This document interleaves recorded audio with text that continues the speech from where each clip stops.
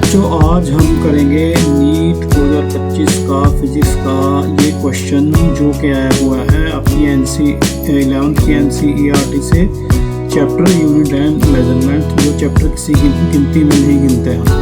तो क्वेश्चन क्या है, a physical quantity P is related to 4 observations A, B, C and D as P equal to A cube B square upon C root D.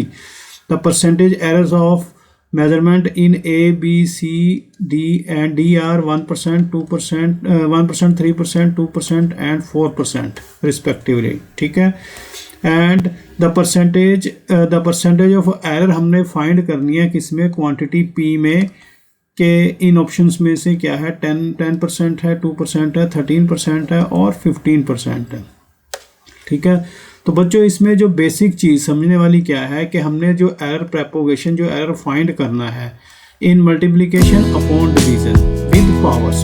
ठीक है, तो हमें क्या दिया हुआ है इन्होंने, P equal to A cube B square upon C root D। ठीक है, तो इसकी पावर्स को हमने ऐसे लिख लिया, A क्यूब B स्क्वायर और जो C के ऊपर जाकर पावर -1 हो गई है, और D जो है रूट को हम लिखते हैं, root is equal to power 1/2। तो ये पावर D की पावर -1/2 हो गई है ऊपर।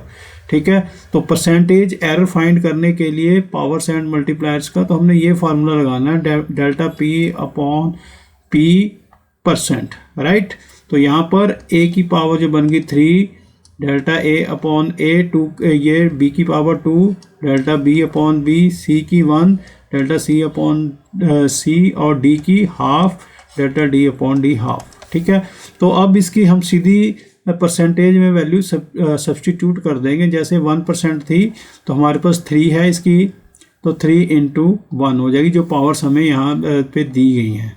ठीक है, परसेंटेज एरर ऑफ मेजरमेंट यहाँ पर दी गई है 1%, 3 × 1 3% हो गया, इसकी 2 है, 2 × 3 6% हो गया, इसकी 1 है तो ये हो गया 1 × 2 2%, इसकी 4 है, ये 2 2 जा 4 2% रह गया। इन चारों को ऐड कर देंगे, 3 6 2 और 2 को, तो आंसर आ गया 13%। ऑप्शन इसमें क्या है, सी में है, दैट इज 13%। राइट, देखते रहें Awal Academy of Education. Thank you.